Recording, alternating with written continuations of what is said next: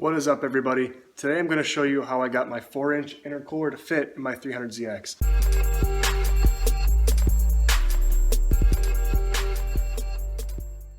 So I just took some measurements. It is 29 3/8 by 10.5 by 4. The biggest thing that I had to do to get it to fit was I had to cut inside to this front bumper bash bar that holds your fog lights. I actually cut a significant amount of that out, trying to get you a good view of it. So you can see about 1.5 inches sticks into this bar. Not only did I cut inwards to the bar, but I cut up. So from behind you can see all my old Sharpie marks, but try to give you the best view of how much I cut out depth-wise. I want to say it's about 1 inch to 1.25 inches. I had to cut height-wise out of this bar. So 1 inch to 1.25 inches, height-wise, 1.5 inches depth. And I wanted to keep the bar there. Some people could take this out, but I wanted to keep it there for something to bolt onto. I didn't want to have to bolt on anyone else. So the way I have it working is I had these tabs welded to the intercooler, and I drilled holes into here. But I did have a bumper fitment issue, and I'm thinking of readjusting this because I do have space to go back. If you can look right here, I have millimeters of space between the fog light housing and the top of the intercooler. This one barely, it doesn't even touch, but it's close. So I got it up there as high as I can go. Now let's bring it back a little bit because I do have some space back here. I'm actually just gonna slide the whole intercooler back and put bigger bolts and spacers in here. Only like 2 to 3 millimeters of spacers between this. But if you can see, there's no holes in the front. No, the way those bolts were fed is I threw them in here and wiggled them through to the front.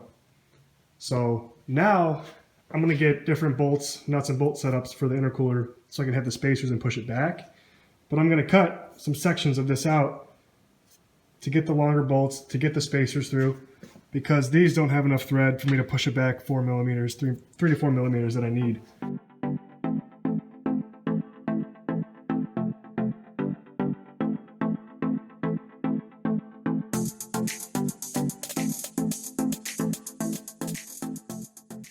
The bar is now cut. I can access the bolts. Now it's time to hang it up and see how it sits. Before I put the intercooler back into the new setup, I'm going to give it a quick wash. There's fluids all over it, and there's bugs everywhere. Here's it with brake clean through it and the air hose. It came clean for the most part. It chipped the paint in a few spots, so I had to just touch it in with Sharpie, but it's going back in the new mounts. Alright, so it's back in. I have these spacers in. Both sides. It pushed it back about 5-6 millimeters, and it should give me the space I need to clear the bumper in the front. You can probably see a little bit more clearance in this gap from before. It is a little slanted now because of the angle. It's not rubbing up against a flat mount. So I noticed when I did the spacing on the intercooler that it was pivoted forward a bit, and it was rubbing too close to the bumper. So what I did is I took it to my weld guy, and I had a tab put on right here. So this tab is going to use this bar when I drill the holes to pull it back and hold it from pivoting. So ideally, when the intercooler is sitting in, that new welded on piece is going to sit right about here, and that rod is going to bolt in and hold it from pivoting forward and hitting the bumper. So I'm going to go ahead and put it in, drill these holes out, get it fitted, and test fit the bumper just to make sure that the intercooler is sitting where it should, because this is a pretty big intercooler for the amount of space you have to work with on this 300ZX.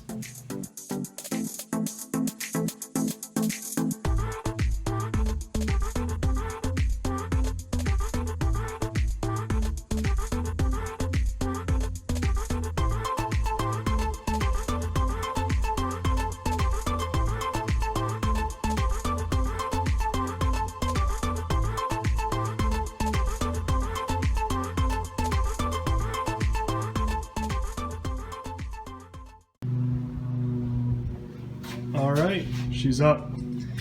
The bracket turned out really nice. Almost perfect positioning, to be honest. Let me just get the bumper on and see if we have any clearance issues, because last time we had a little rub right here and here, but let's get her on. Beautiful, beautiful. I didn't bolt any of it up, I just kind of have it sitting there. But I do have minimal clearance, which is good. All the way around. That's my closest spot, and I would say it's probably going to rub, but I am not too worried about that. Underneath, we have pretty good clearance. And when it comes to the piping, I actually trimmed this out. I had these lines here, I was going to do a little more, but I had just enough to get the pipes on.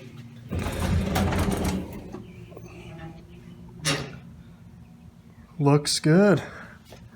Bar is solid. No wiggle. But solid mount. So that is how I got this fat intercooler to fit. Thank you guys so much for watching. I hope you learned something from this. And please hit that thumbs up button, subscribe, and stay tuned for more. I will be posting stuff next week and hopefully have this thing on the road. So you guys have a good one. I'll see you next time. I'm Dylon Da Silva. Again, thank you guys so much for watching. I really hope you liked it. Give this video a thumbs up and do not forget to subscribe to stay up to date on all new content every week. You guys have a good one.